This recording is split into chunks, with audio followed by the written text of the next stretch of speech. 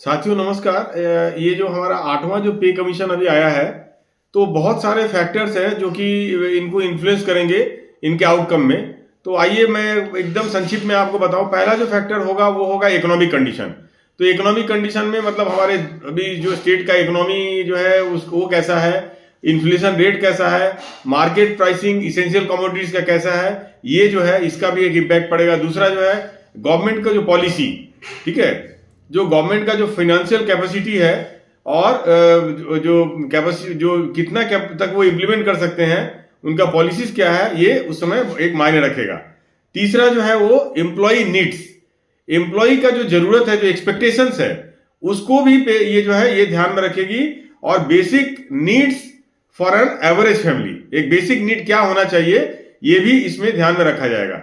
चौथा जो फैक्टर है वो एम्प्लॉय यूनियन इनपुट। आपको पता है कि पे कमीशन के पहले पे कमीशन सारे जो स्टेक होल्डर्स है, यूनियंस, एसोसिएशंस और जितने भी और सारे हैं, उन सबसे अपना राय मांगती है।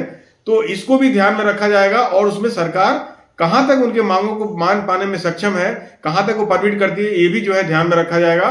और जो पांचवा जो सबसे इंपॉर्टेंट जो फैक्टर है वो है आपका फिटमेंट फैक्टर।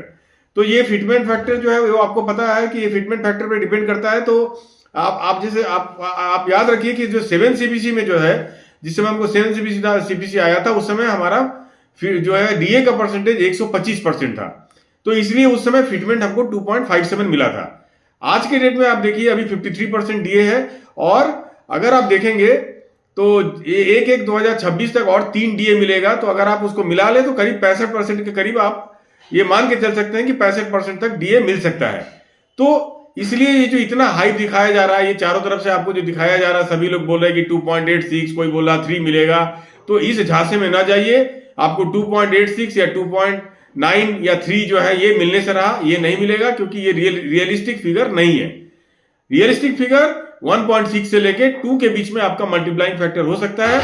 ये जो सारे जो मार्केट ट्रेंड्स है या जो आपका जो हमारे इकोनॉमिक कंडीशंस है और जो डीए का परसेंटेज जो हमने आपको बताया, इसको ध्यान में रखते हुए आप ये आप उम्मीद करके चलिए कि जो फिटमेंट फैक्टर वो जो है वो आपका 1.6 से लेके 2 के बीच में ही रहने की संभावना है। नमस्कार।